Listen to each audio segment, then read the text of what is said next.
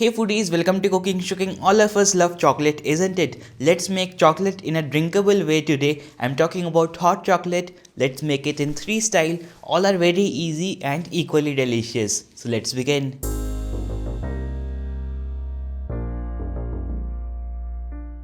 The ingredients for our hot chocolate will be the same irrespective of the way we make it. Here I'm using some milk. Please use full fat milk or whole milk for better results. Along with the milk, we will also use some chocolate. Hot chocolate without chocolate is not hot chocolate, guys. Here I'm using some grated chocolate. It is a mix of Cadbury Bournville and Cadbury Dairy Milk.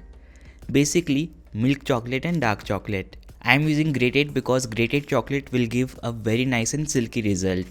Now let me show you the first way of making hot chocolate. It is very easy, guys. Here I'm using a cup in which I will serve it. So I'm going to add some milk to it. Here I'm using cold milk.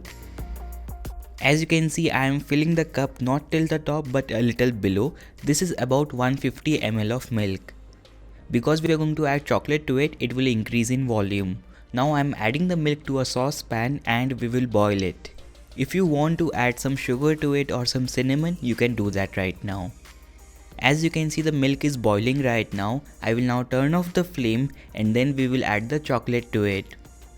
So here I am adding about 3 tablespoons of chocolate. You can add more or less as per your preference. This is basically about 30 grams of grated chocolate. Now we will continuously mix it.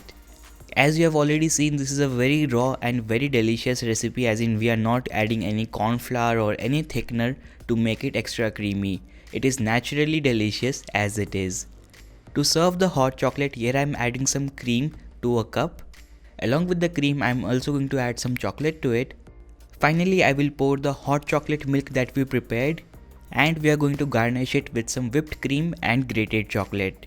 Doesn't that look delicious? Now let me show you the second way.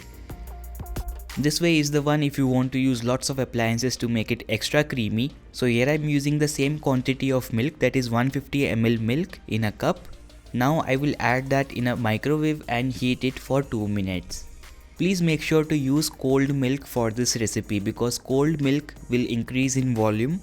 As you can see, the milk is hot now. I will take it out and we will add it to a mixer grinder. Basically, this is a blender in which I have added it. Along with the milk, I will also add the chocolate to it. Once again, here I am using about 4 tablespoons of grated chocolate.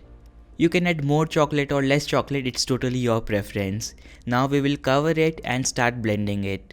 As you can see, I have removed the cover of the blender, as in the small spout that the blender has. This will ensure our blender will not burst because the milk is very hot. You can see there is lots of steam coming out of it. That is the reason I have opened this. After blending the hot milk and the grated chocolate for about 30 seconds, I will stop the blender and open the lid. You can see it looks very frothy and very creamy, isn't it? Once again, you can see how it has increased in volume and there is lots of air bubbles in this. After pouring the hot chocolate, I will sprinkle some grated chocolate. Looks delicious, isn't it? Now let me show you the third way. The third way of hot chocolate is very easy if you have a coffee machine at home. I am talking about a coffee machine with a steam wand. We are going to steam the milk in this recipe. So in this jug, I am adding the milk. Here I am using 150 ml of cold milk. For this step, please make sure to use as cold milk as possible. Now we are going to add the grated chocolate to it. Here I am using about 4 tablespoons. Because there is 4 tablespoons of chocolate in this, we will just give it a good mix with a spoon first. After that, we will steam it. Unlike steaming regular milk, this will not gather a lot of air bubbles or will increase in volume because of the high quantity of the grated chocolate, but it will get very creamy and thick. Basically, if you add less chocolate, this will get doubled in volume and it will be not as delicious. So it's your call whether you want to add more chocolate and get creaminess and thickness, or add less chocolate and get airiness and lightness. As you can see, it is ready. I am serving it again with some whipped cream and grated chocolate.